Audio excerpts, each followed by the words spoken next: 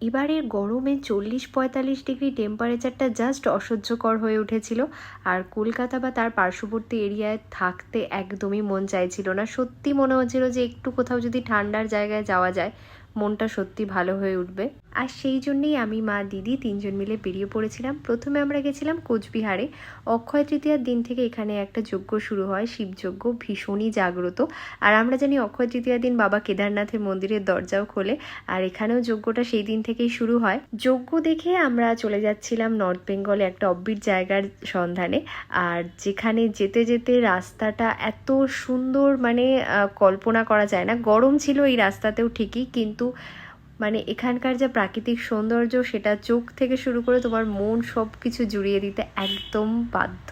North বেঙ্গলে আরও একটা জিনিস ভীষণ ফেমাস, সেটা হচ্ছে চা বাগান। সারি সারি চা বাগান, আমরা কোথাও দাঁড়াচ্ছি, ছবি তুলছি, এই করতে করতে আমরা এগিয়ে চললাম আমাদের ডেস্টিনেশনে।